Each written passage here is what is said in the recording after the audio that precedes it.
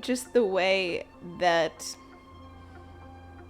we spend our time in the modern day, I think we consume so much that we stop to think, we neglect to stop and think, wait, what is my idea about this? Is this even correct? It's just like consume. Oh, I'm washing the dishes. Oh, I'll watch this 5-minute video on this interesting idea, that interesting idea. It's so important to stop and think, why am I thinking this?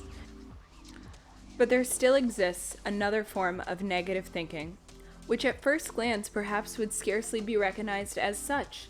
I refer to the theosophical thinking, which is today rapidly spreading in every quarter of the globe, presumably as a reaction phenomenon to the materialism of the epoch now receding.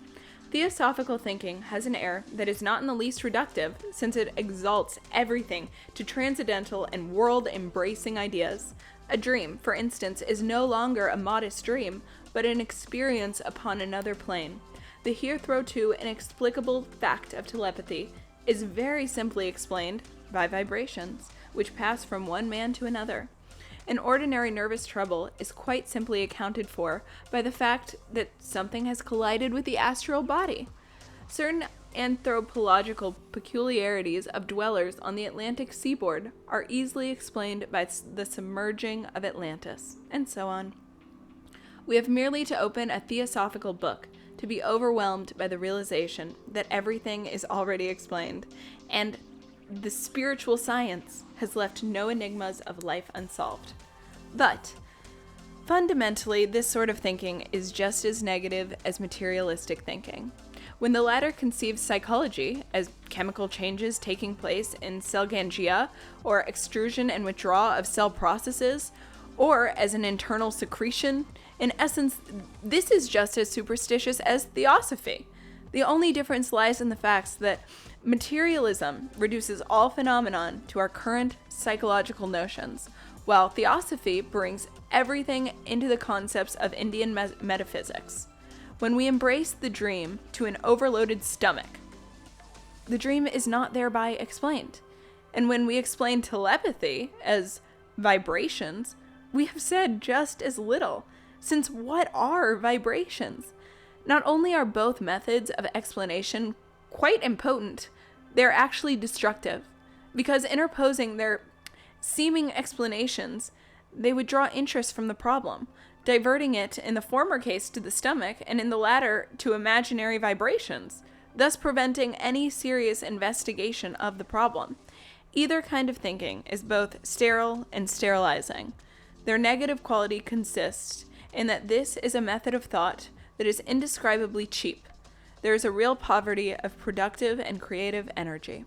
So this was a reading from Carl Jung's Psychological Types. And if you're not familiar with Carl Jung, know that he was an extremely esoteric thinker. He was extremely spiritual in how he came about psychology. And I think he is the needed voice in psychology that they don't really teach in universities or anything, because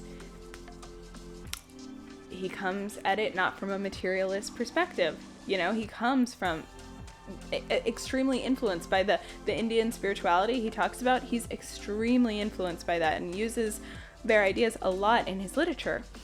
But, this book, Psychological Types, is about, we have a certain adaptation style. We have a certain way that we perceive the world, but if we go too much in one way, our unconscious, the things that are being repressed, they're being overly and overly repressed, the more we just go in one way, come up in these infantile kind of forms. So what I was trying to say is we have this society that's super materialistic, and then we have this new age phenomenon that, there are some good things that are in it, but a lot of it is really infantile. And that's what happens when things are repressed to the unconscious. They get mixed with all of the unconscious stuff, and what comes out is extremely infantile. So on this grand scale of society at large, you see this extreme form of materialism, and the spirituality is being repressed, so that it comes up in this society,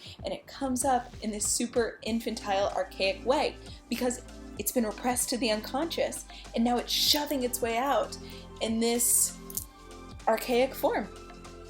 thoughts. And I think that's why he included this in here, because, you know, when people just try to put a simple answer on things, which I think happens a lot on the internet, because you can get a lot of clicks if you go, these 3 ways you're gonna solve yourself, or if I'm selling a book, you know, how to become a badass or something, you know, very easy to sell, you know, 3 steps to living. The truth is we're all individuals and there is no one answer. And when we're talking about these big questions, you know, of what is our soul, our astral body, you know, what are these things? Nobody has figured this out, you know, so don't let anybody tell you they know what it is. I've seen videos on YouTube that are like, it literally talked about what he said in here, where, oh, if you're feeling mad, it's because your spirit body is not liking another thing in the environment. I mean, just ridiculously silly stuff, you know? And I don't know. I just think that we're all inclined to thought cults, okay? We see this politically in the world, but it's not just politics. It's everything. It's spirituality, people you wouldn't expect. You know, me, I've fallen into thought cults, and then I would fall into the opposite thought cult, and then I'd end up in the middle. You know, it's nothing to be ashamed of.